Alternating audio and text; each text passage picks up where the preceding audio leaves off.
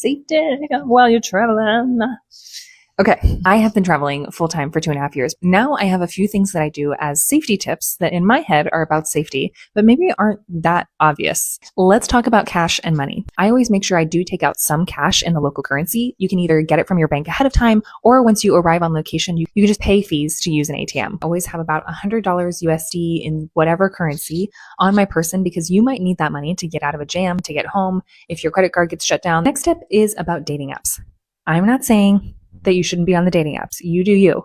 And I've seen it go really well for people. I've seen it go really bad, and I've seen it go somewhere in between. I would be very wary of putting too much information on a dating app, even a flag emoji of where you're from, or sharing more information about your nationality, your status, how long you're going to be there.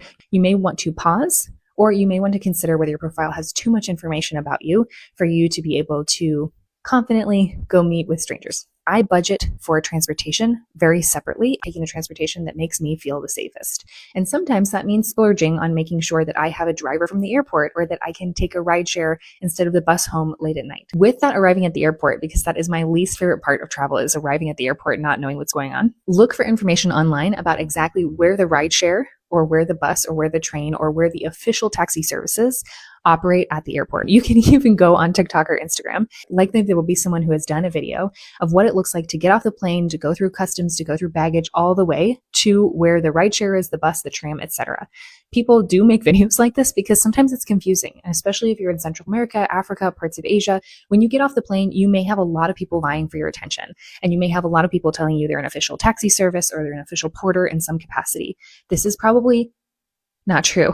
So you need to make sure that you have a plan. And sometimes that means spending a little bit more or paying more attention ahead of time about what that's really going to look like. When it comes to nightlife, this used to drive me crazy when I would stay in a hostel, and in the morning at breakfast, there'd be some dude who said like, "Oh, I can't believe you didn't go out last night. I was out until 3 a.m., blah, blah, blah."